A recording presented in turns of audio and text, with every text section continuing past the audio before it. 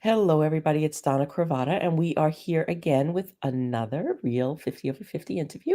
And today we have Karen Laos, and she is a communication expert, confidence cultivator, speaker, author, and the host of the podcast, Ignite Your Confidence. She was initially coached by her father, and Karen first recognized the power of confident communication when she successfully negotiated her first flea market purchase at 6 years old. For 25 years, Karen has served as a C-suite advisor and speaker on coveted stages such as Google, Starbucks, and NASA. Today, Karen guides corporations and individuals with a proven model to transform self-doubt into self-confidence, resulting in more clients, job promotions, and negotiation wins. She's on a mission to eradicate self-doubt in 10 million women by giving them simple strategies to ask for what they want in the boardroom and beyond. So, welcome, Karen. Thank you, Donna. Here. Yeah, great to be here. Yeah. Excited for our conversation. Yeah, I love that big, spacious view behind you. Thank you. Lots of years of dreaming, vision boards, and prayer to get here. Well, it was worth it. So Yes. let's start by diving in about how you spent a month in New York City when you turned 50. Oh, yes, I would be happy to talk about that. That was a huge dream realized. What happened was I was sitting at my computer, probably, I would say, August of that year that I was about to turn 50 in October. And my husband and I were looking for places to live, and it was so expensive and still is in the Bay Area. And then I thought for a moment, I wonder what it would cost to live in New York. Let's check it out. And of course, very comparable to Yeah. here. And then as I was doing that, I got this bee in my bonnet, I'll call it. And I thought, wait a second, I don't need to live there permanently. What if I just spent an entire month there and rented an apartment? So that's what I did. And at the time, I was working for a corporate job that had offices in New York. I was also Mhm. traveling a lot. So it worked out so beautifully. And the month was blissful. And I remember Mm. praying for God to roll out the red carpet for me in the whole experience. And that's exactly what happened. I got the Mm. best place. And it's amazing how when you set an intention, and when you say, "This is what I want," then things start happening. Yeah. And there is no place more beautiful than October in New York. Agreed. It was truly magical. It was magical. Yeah. Yeah. Where was your apartment? It was in Harlem. And Mm. my perception when somebody mentioned Harlem was, well, I don't want to go to Harlem. I'm thinking about that from when I was in Yeah. my, like teenage years and Yeah. what I You're heard. thinking of 1970s news clips. Exactly, exactly, and the story is really fun because I really wanted to be in Columbus Circle, and I was dragging my feet on this place that was super expensive, exceeded my budget for the month, and then a few days, I kept thinking, okay, I've gotta just commit. This is the best thing so far, just do it, and then the day before I was ready to put down money for that place on Columbus Circle, a friend of mine said, "Well, didn't you see my post on Facebook?" She said, "Heidi is going to Africa for 2 months." So a friend of a friend had a two-bedroom apartment, which also allowed me to actually have a birthday party in the Mm. apartment, and it worked out beautifully. It was an amazing location. Yes, and I learned a lot about how gentrified Harlem is now. Yeah. And you probably once you spent some time in Columbus Circle, you probably didn't wanna live there. Yes, it was nice to come home, a little more quiet, and it was blocks from Central Park too, so Mhm. really, really Yeah. wonderful location. I love to hear stories of people loving my city. Yes, well, I do. I dream of owning property there one day. I don't live in the city anymore, I'm about an hour north, but, it's still my heart and soul. I'm a city girl, Mhm. always will be. Yes. Love it. So let's talk about this eradicating self-doubt in 10 million women. How did this start? Where are you now? Yes. What's going on? Well, as many things, as some people call it, a quick start. For Mhm. those people familiar with the Colby assessment, it's Mhm. definitely something where I get an idea and go, let's just go for it. So it was 2020 when I officially left my corporate job after 14 years. And I knew that it was time to focus on my speaking business because that's really was I don't want to say the last dream that I had professionally, but that was the dream I was almost holding out on. And a big part of that was because I wanted to help women, because for me, and I'll get to where we are in a moment, but I feel like it would be remiss to share that without sharing the fact that I was tongue-tied in a boardroom once, Mhm. and everybody was looking at me. I couldn't get the words out, and it wasn't even a high stakes presentation, but it felt like it to me. My boss shut down the meeting, and it was so embarrassing. She pulled me aside and she goes, "Karen, once again, you didn't trust your gut.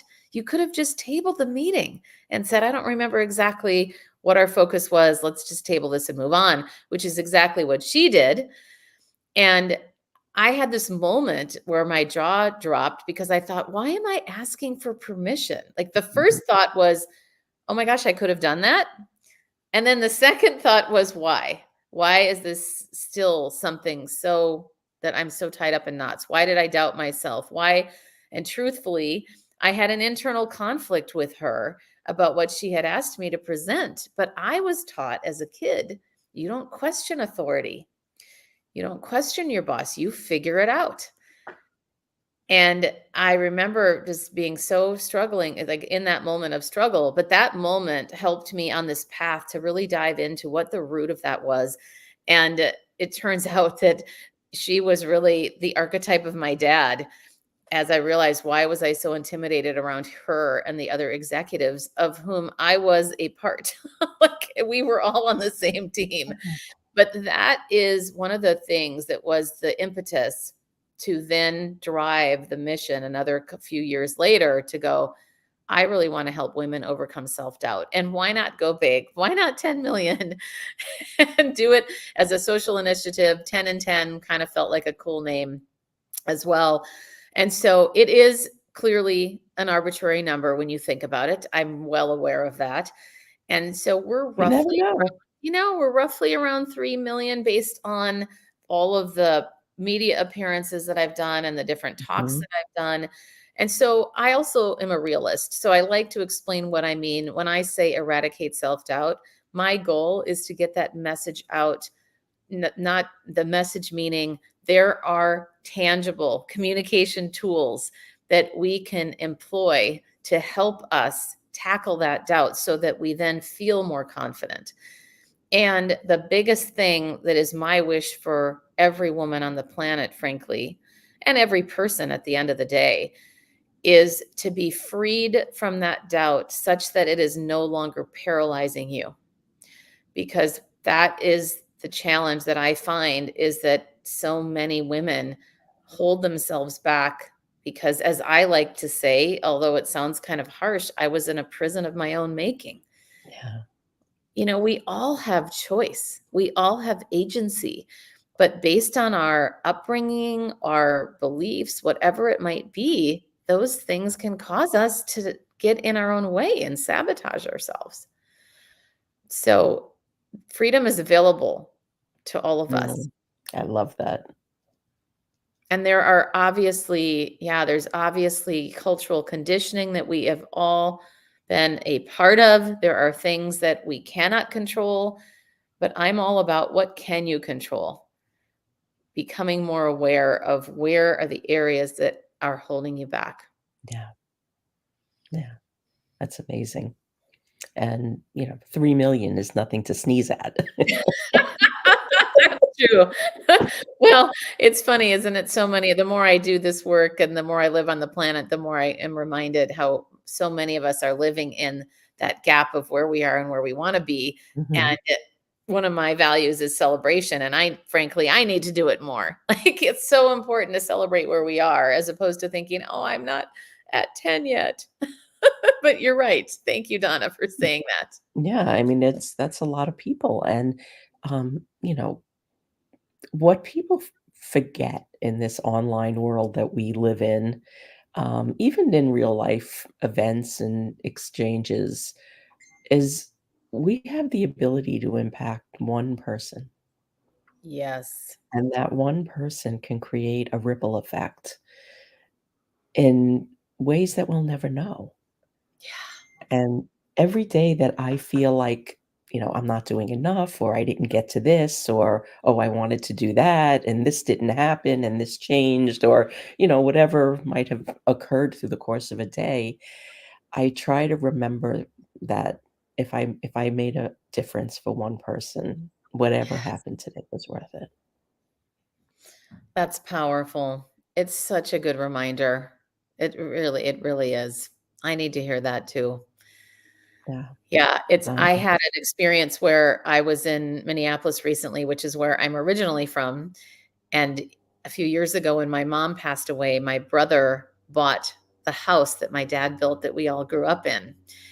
And we were there as a mini family reunion. And one of the neighbors came over, and she's delightful younger woman, apparently speaks a lot. I did not know that. And we invited her over for the walleye fish fry.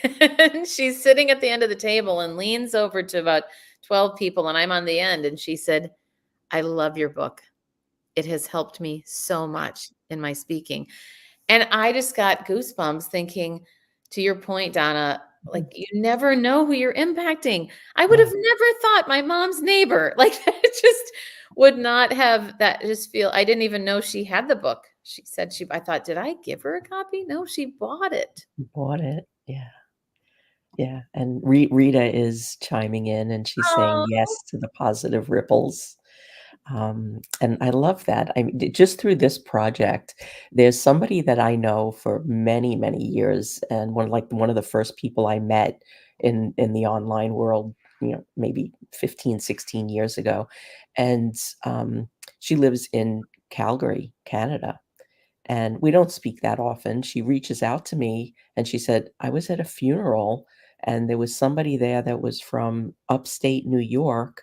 And she was so excited that I was there because she heard me interviewed on your live stream. And I was like, whoa. what? That is impact. Wow. And I love hearing those stories. And, and that's what keeps me going with all of this because, it's a lot of work.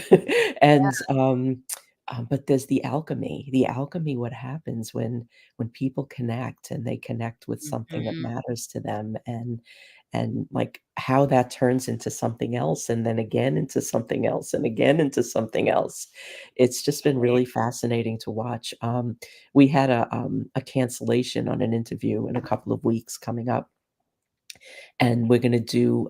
There's another woman in the community who's a choice coach, Oh, and one of the things that she helps people do is look at their people connections and see what happens through like the chain of events. oh, What happens in your life, in your business from knowing these people. And what we're going to do is we're going to do like a whole conversation about what has happened through connections in this community. oh And my yeah, and we had met maybe 10, 12 years ago, and her whole her and I meeting is what started her down this path of gosh. Oh, looking at choices and decisions that we make and what happens as a result of our choices. So it's I mean, wow. what you're doing is is a testament to that because you don't know what's happening with those 3,000,000 people. Right.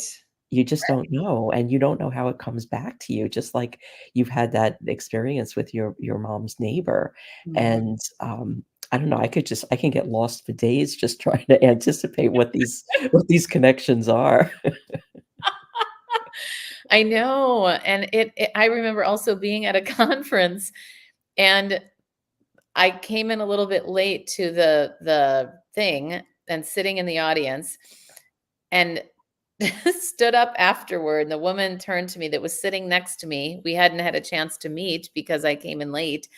And she goes, "Did you write a book?" I said, "Why, yes, I did." And she goes, "I read it on the plane ride here. And then I gave it to my friend that I saw in the airport." And again, random stuff like that. Just like your example too. It's so powerful. Yeah. And I think this is also really important for anybody listening. And this feels like an emotional thing for me because many of us are creating, we're doing the best that we can, wondering like, is anybody going to read this Yeah. or listen to this? I hope, you're doing it out of faith or out of calling or Yeah. your passion, whatever it is, we're creating things. And I have learned never to get attached to the outcome. Mhm. I remember at a young age really feeling that really aligned with me when I heard that, thinking, I'm going to do what I want to do in the world and hope things land, but I'm not going to shy away from the things that I want to do and am Mhm. passionate about doing. And then to hear that, wow, somebody actually is listening to this or somebody. Somebody read that book. I know. It's the same thing with my podcast and probably yours too. Just wow. And when I see, oh my gosh, it's actually in the top 3%. I never would have thought to even look at that until somebody once mentioned, where is it? And I thought, I don't know. I'm just doing it every other week. Yeah, and you just don't know who's gonna hear, you never know who's listening. I started that really hit me when I started working in social media years ago, like, when it first came out, Mm. and, I was just putting stuff out there, and it was, like, novel, and it was new, and it was like, "Oh, this is fun, and I could do this from my couch," you know? And then it just dawned on me, like, "Well, who's seeing this? And, like, what how is it landing?" Yes, And, like, maybe I need to rephrase that. Maybe I need to never say that again. And it really makes you think. Um that's true. Yeah, because sometimes I feel like I'm just here in my kitchen talking to myself. Oh, and that's there's 3,000,000 people listening.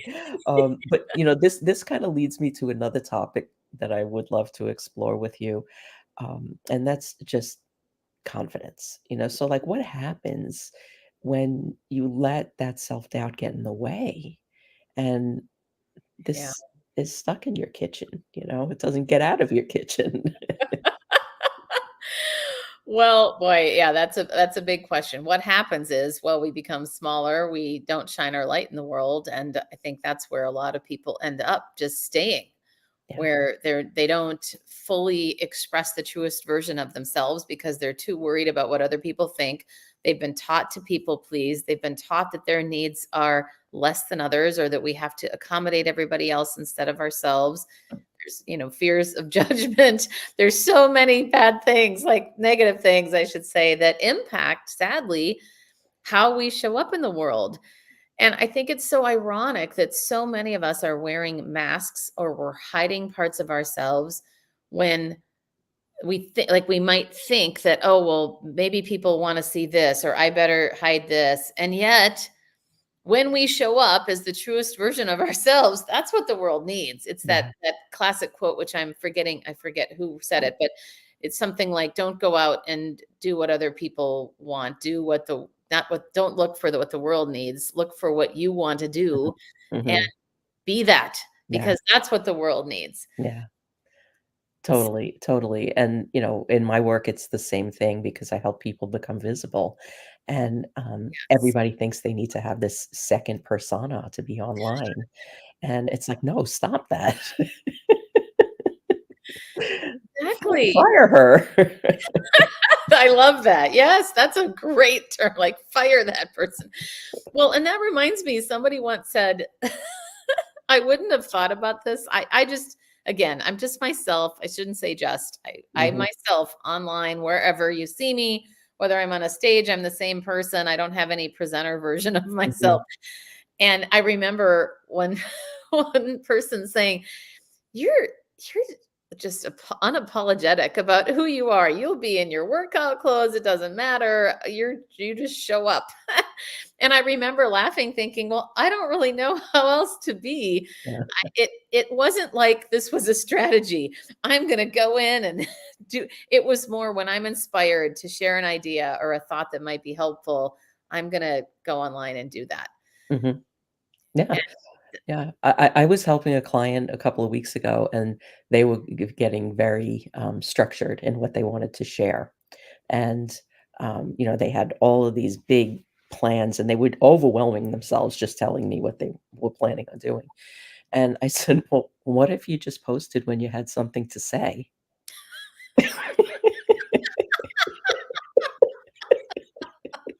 amen to that. That is such a relevant example. I mean, how many people that have thought of that are in that place now? Yeah. Yeah, we don't need more noise. So, how can you share some examples of, like, Yeah. how you help people Yeah, overcome absolutely. this? Well, because I realized there's more to the question about the self-doubt, the confidence piece, because I don't wanna skim over that, because Mhm. I recognize that it's easy for me to say, sitting here now after several years of failing and making mistakes and getting to a place where I'm really comfortable in my own skin. I also recognize that not everybody is there. Yeah. So, I want to share one exercise that can be helpful and switch up neural pathways. And it is simply to first notice that negative message that continues to play over and over in your head. So, for a lot of women, it's I'm not enough, or who am I to be starting a business, or whatever message it is. And even as I'm saying that out loud, it doesn't sound like, there's not a lot of high energy in my voice. It's just, yeah, I'm not enough. And so one of the techniques to switch that up is to take the same message and sing it like a Broadway musical. I'm not good enough. Suddenly, it's pretty funny. It actually changes up the neural pathways in your brain when you say it or sing it in a totally different voice. And it also usually makes us laugh, and so that can immediately make us go, "Yeah, gosh," because it can feel so heavy, Yeah. and that can take away the power. Now, that isn't a long-term solution, but it is a great thing in the moment. Mhm. And kind of then when you start saying that again, you might remember the Broadway musical version of it and smile or chuckle when you think about it. But when we and that was actually birthed from a friend of mine named Rachel Grant, and I was at a workshop with her, and imagine 15 women going around the room in a circle all saying their message of doubt and hearing how heavy it felt, and she acknowledged that. "Do you feel the heaviness in the room?" And then when we went around and we sang it, it was a lot of fun, we laughed, and it's also so relatable. Mhm. That's another thing too, is share your grief too with others, and meaning, when I say grief, I don't mean necessarily the death of someone, although that's important too, but to remember the power of grieving our losses. And even it's not something we talk about too often, but taking time to do a loss inventory, which is just writing down all of the losses in your life. And it could simply be, wow, I didn't get that business, or I missed that opportunity, or it could be small to big things. Whatever is carrying or is Mhm. holding you down in that mental weight, that can help free up space. Yeah. I And love that, and then you that's can get rid of it. You can, like, exactly, yeah, burn physically it. get rid of it. Yeah, you can I have burned many a list. In fact, when I got married at 45, and I had a lot of identity in my single life, but I had always wanted to have a partner. And I remember it was another friend that recommended, "We should have a single Karen funeral." And I thought, "What is that?" So we gathered around my apartment, 5 or 6 friends. Everybody wrote down and said out loud what they were gonna miss about me being single, and then gave me space to do it. We wrote that down, we burned it in my fireplace, and then we talked about all the things that I'm looking forward to being married. And it was a really cool ceremony. I So love that.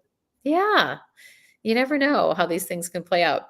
But speaking of communication, because, or we're not necessarily speaking of it yet, but I do want to offer a tip because that's directly connected to your question about Mhm, confidence. So it's one thing to do your best to acknowledge the doubt, grieve the doubt, and then be able to open up space to other things. But you also need some tips on how to do that.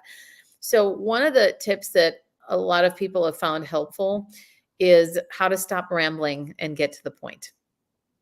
Many of us realize when we're talking that we are going off on irrelevant tangents. Sometimes tangents are relevant, but I always say that I'm a recovering rambler myself. So I taught myself this trick and it works. And I have a lot of people that have said it's worked for them too.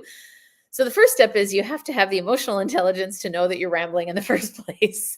And that takes a real intention. Okay, how am I doing in my communication? And then if you notice it happening, stop and pause and take that time, that 1 or 2 seconds to gather your thoughts. And then what I have found to actually is to say out loud, my point is this. mhm. Not only helps you refocus, but it verbally helps the audience be with you. Yeah. And it's something about recalibrating because if the audience, or even if it's just one person, also thought, where is she going with this? You now pull them back in. Yeah. So that's one of my favorite tips. And it's really about being able to go like, where am I, like, how am I doing in my communication right now? And then how is that directly connected to my confidence level? Because what I have found in working with women, because I work a lot with women in how they come across with their voice, for example, that's another thing. So for example, a lot of people introduce themselves with upspeak, which is that slang term for saying a statement with a question mark or a comma. Mhm, And usually it sounds like this. Hi, I'm Karen Laos, and I'm originally from mhm, Minneapolis, but now I live in San Francisco. Versus, hi, I'm Karen Laos. I mhm, am originally from Minneapolis, but now I live in San Francisco. And all I'm doing is punctuating. mhm. When you write an email, you punctuate it, but the spoken word, somehow punctuation has been lost. So if we can remember to punctuate, that will create credibility and it will make people listen to you more because you will come across with more authority. And I have found that if women change just that one thing, it is an absolute game changer Yeah. because you sound like you know what you're talking about versus the unsure version of yourself. Mhm. Yeah. And it happens a lot when we introduce ourselves. So I always joke, the one thing you should be most sure of is your name. Mm, So make sure you're saying it with a period. that's really good. Yeah, and then, when you are showing up that way, ending everything you say with a question mark, the person who would relish taking advantage of that is somehow always there. Exactly. Oh my gosh, yes. And then you don't wanna be Mhm. known for that. That's another thing. I see so many women misrepresenting themselves. I remember being on a LinkedIn Live where it was a woman that is an expert. I've known her. She's got 20 some years under her belt, and she started with, "So hello, everybody." I mean, just timid, unsure, and I thought, "Who is this? This is not the person that I know." And I remember feeling a little bit sad because there were a lot of people on that on that call. So she missed some opportunities there. One of the things that really helped me is I started having a voice that was outside of my kitchen. Somebody told me, it was a coach I was working with, and they said, "You don't have a sales problem. You could sell anything. You have an asking problem." Ooh. And that changed everything. So good. That is so good. Wow. And it's so interesting you say that, Donna, because that is a huge thing that I work with people on is Yeah. how to make the ask. And Mhm. as women, we don't ask. No, say more about that. Wow. Well, statistically, only 7% of women negotiate their first job's starting salary, compared to 57% of men. Oof. We are behind from the get-go. We are not culturally conditioned to ask. And this is why it's so important to me personally. This goes back to what my dad taught me at 6 years Mhm. old. And I laugh when I say in my bio that he coached me. He basically gave me a few dollars and just said, go have fun, but never pay full price. That was it. My mother did the same thing. Did she? Yeah. So, as a kid, you want to please your parents. Like, okay, I Mhm. better come back. What's up, deal?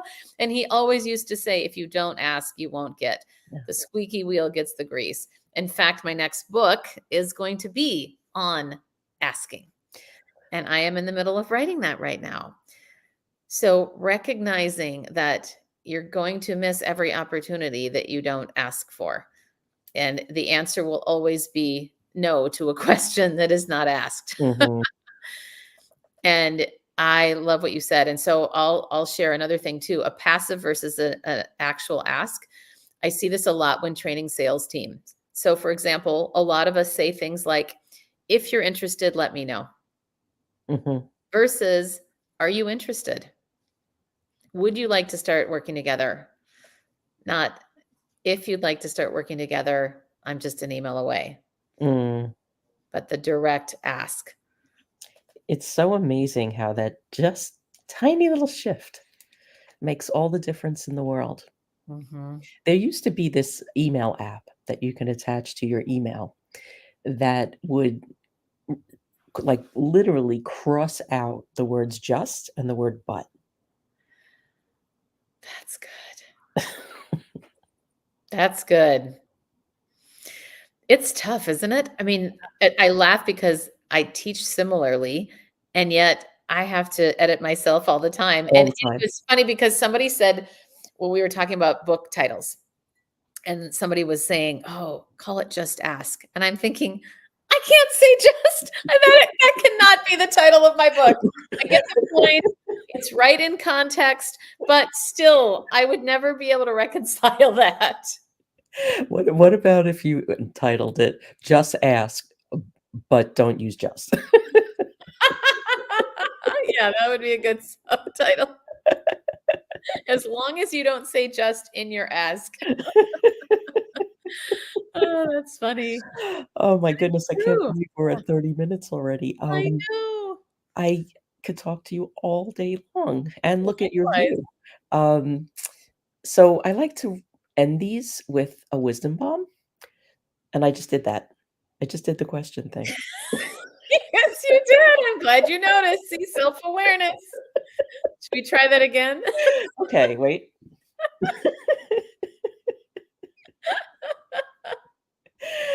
I like to end these interviews with a wisdom bomb. Can you share something that is small, actionable, but has a punch? Yeah, absolutely. It's speak first in meetings. For example, Mm. we've all been on those calls. Most of us have. It happens 90% of the time where we're sitting in a room or we're virtually, whatever, and somebody says, okay, so who wants to start? Or you're at a networking event and you're in tables where you have to introduce yourselves. Start first, be the one to start first. There's so many benefits. Number one, you come across as a leader. Number two, you don't have to be thinking the whole time that other people are talking of, I wanted to say that, or now they said that. Now what am I going to say? And you're not anxious the whole time. You get it done, you get it out of the way. So that is my immediate technique that I would suggest. That is great advice. So, connect with Karen. Here is her website. Keep an eye out for that new book. I know I will be. And she's also on the Real 50 Over 50 webpage. If you are watching on the replay, tag us, put comments, questions. We will come back. We'll keep the conversation going. And we'll be back tomorrow for a wisdom panel. So join us again. And thank you, Karen. This has been a delight to talk to you. And what you're doing is very needed. And um, I'm just curious to hear stories of the impact and the ripple effect that you don't even know is happening. So if you have any of those, please share them. Thank you. Well, I also wanted to add that there is a freebie on my website. talk. Speaking of the words just and but, I've got 9 words to avoid and what to say instead. If anybody Okay. wants to go on my website, you can check that out. So Okay. thank you, Donna. Go grab them. And we will be back next Wednesday and tomorrow with more incredible women.